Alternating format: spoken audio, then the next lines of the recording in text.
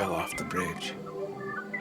I was leaning over the railing, looking at the distorted clouds and the blue-black water below, and wondering about, well, I forget what I was wondering about, but a truck was rumbling across the bridge, and I leaned over further, and before I knew it, I was tumbling through the air. My shoes hit first, and I remember feeling silly that I had my shoes on, now that I was in the river. I was scared at first, but I saw that the thing I thought was a monster was only a submerged car. As the current took me over the car, and I could see my wavering shadow pass on the car roof and the hood, I wondered if somebody was inside the car, lost, drowned, but never declared missing, as if only the fish that came by noticed something out of the ordinary. And maybe fish aren't troubled by such things. Maybe the car had swerved to avoid a truck that was rumbling over the bridge. No, that's absurd. The car was an older model. It was much larger than cars are today. I imagined a luxurious splash and a comfortable shock that allowed the driver some time for regret as the car made its way to the river bottom. The current grabbed my coat and pulled me backwards through the river, underneath the warping mirror of the river sky above.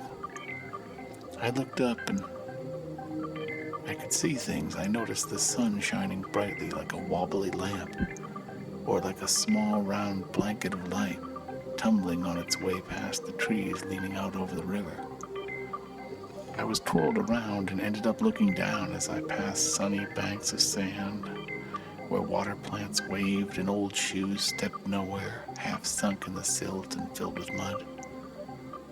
I feel I must have dozed off, for when I awoke, the water was cooler and moving faster.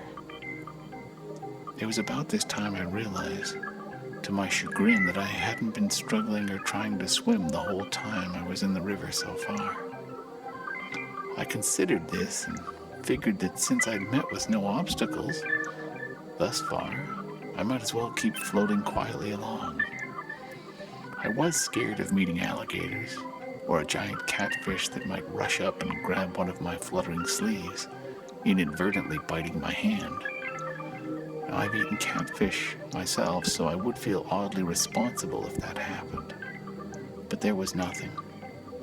The river widened. I wondered why the river was moving faster as it widened.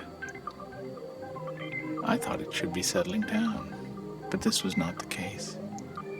The water was deep and a hazy green-black, as was pretty much all I could see for a while. I started to paddle gently with my hands. I felt as if I should be careful not to move too much, so as not to draw attention to myself. But I didn't want to be pushed into the weeds by the current and end up eddying in some futile argument with the muck and tangled tree limbs. The river moved faster. I could hear a deep hum now.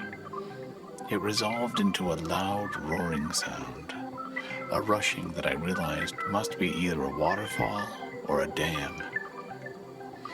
This isn't good, I thought. Then I saw the boat. It was a small motorboat that might have towed a water skier once. It was pointed upriver, on the bottom of the now more shallow river channel, and I was headed right for it. The boat was covered in algae and silt, and there were two skeletons in the back seat, still in their life jackets. They seemed to be tangled in the tow rope. One of them had the remains of a water ski still stuck on his bony foot. The other, in a tattered captain's hat, was waving at me. I acknowledged this with a wave of my hand and a slight nod. Then I was mortified to realize that it was only the current making his skeletal arm drift from side to side. I felt unaccountably embarrassed. This was foolish, as I'm sure the skeleton could take no notice of me, and I floated on by.